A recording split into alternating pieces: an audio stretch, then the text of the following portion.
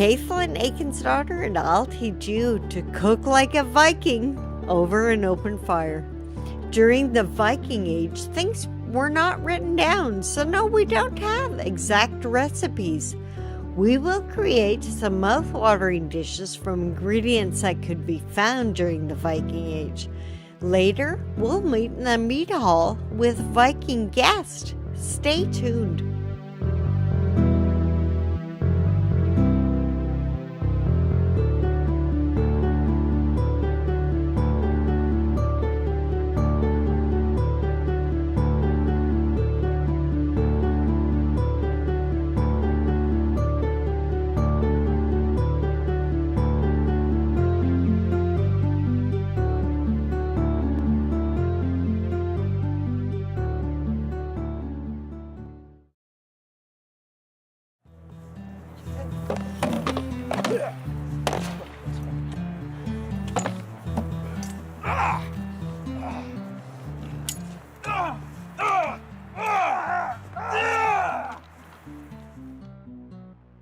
Butter. It's a slippery slope. Did you know that it takes 75 pounds of milk to produce enough cream to make 1 pound of butter? Makes you think about how you use it. Today, my friend Yodis came to show us how to make butter using a butter churn made like the ones they had during the Viking era. Welcome, Jodis. Thank you for coming and helping me. Hi, Caitlin. It's nice to see you. Awesome. Okay, so what kind of milk or cream are we putting into the butter churn? We want to use heavy cream for that, so it should have a high fat content. Ah.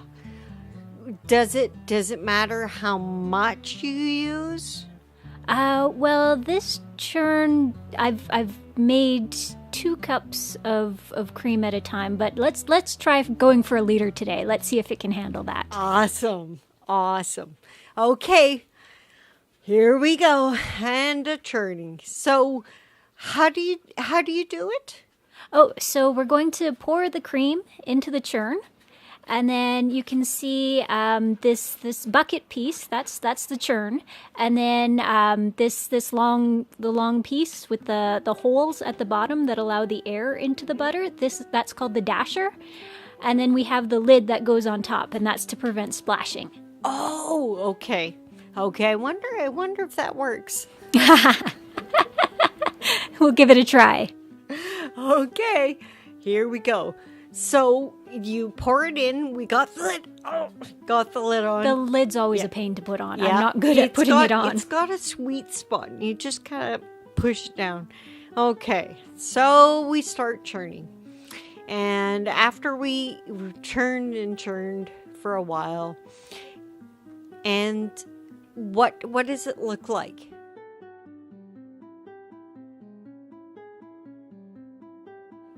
Well, once we've churned for a while, you're going to see that there's little air bubbles starting to work their way into the cream.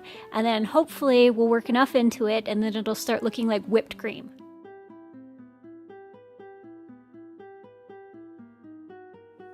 Oh, whipped cream. I think I'm going to grab some whipped cream for my bilberry honey. Ooh, that'll be good. For the flatbreads. That'll be awesome. So let's just scrape some out. Ooh, it looks nice and fluffy. Yeah, we're getting there. Perfect. We'll put it in the bowl, and then we'll just keep on going to the next step, which is... Next step, what's going to happen is the whipped cream is going to start looking a little bit grainy. And from there, what should happen is it'll start taking on a yellow color. And then you'll have the milk splitting off from the cream. Awesome. Okay. So, do you mean it gets a little bit grainy like those yellow pieces that... Yes. The yellow pieces, that's the fat globules sort of forming together. And that's what's going to make the butter. Fat globules. Delicious fat globules. Hey, we need fat. We're farmers. Exactly. We work hard. Okay, so is this about right then? Yeah. If you look at on the side of the dasher, it always seems like the butter starts forming on the dasher a little bit before it forms in the churn. So you know you're getting there when you see it on the dasher. Okay, so when we pop the lid off and we look inside, you can see that butter is stuck to the sides and to the dasher. And when we take the dasher out and put it in the bowl, the butter comes off quite easily. I noticed it's like hard pieces, almost like the butter you'd buy at a store. Yeah, exactly. And then what you want to do is with that butter, you want to drain the milk out of it. So that's true buttermilk. Oh, buttermilk. I've got to taste that. That's one of my favorites. It's not like the buttermilk at the store, though. Right, exactly. Because we made this with fresh cream. So the buttermilk, the butter that comes out of this will end up tasting a lot like cream, but it just won't have that same fatty mouthfeel that you usually get from cream. Yeah. Cool. Excellent. That's perfect. So now we've got whipped cream, we've got the butter, and we've got buttermilk. What a way to start. We need to separate the butter itself from the buttermilk. So what I do is I just use my hand as a sieve to keep the butter in the churn and allow the milk to pour into the container. And then afterwards, what we want to do with the butter, we'll put the butter in the bowl and we want to push out as much milk from the butter as possible because it's the milk that makes the butter spoil. Oh. So if you're going to store this butter, we could add salt. Do you have salt? Yes, I do. Okay. It's right here. So that would help with storage. And if we were going to store it, what we would want to do is we would want to wash the butter as well. But I think, are we going to use... I think I'm going to use it right for the flatbreads, and it's perfect. Excellent. Save a step. Or Awesome. save some work. Thanks, my dear. You're welcome. We've learned 3 things today then. We've learned that cream can be made into whipped cream, which can be then processed into butter. And you've got the buttermilk that we can use as well. So you're totally using everything from the milk. That is incredible. And it's delicious. I know when we've done this before with the 2 cups of milk, it hasn't taken a long time. It seems like it's only taken like 15 minutes or so. But I noticed with the 1 liter that we did, it's taken a long time. Yeah, the factors are, there's so many different factors that affect how long it takes.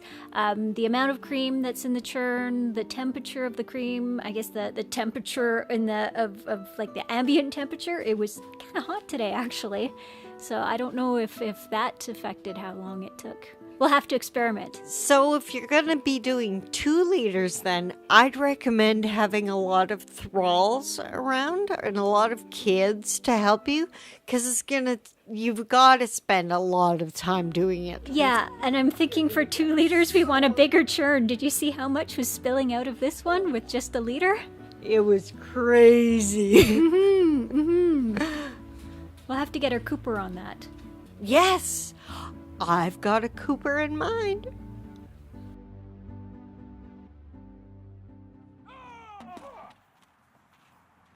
If you would like more information on the recipes and tools we use, check out our website at cooklikeaviking.com. Thanks for joining us today, and see you next time on Cook Like a Viking.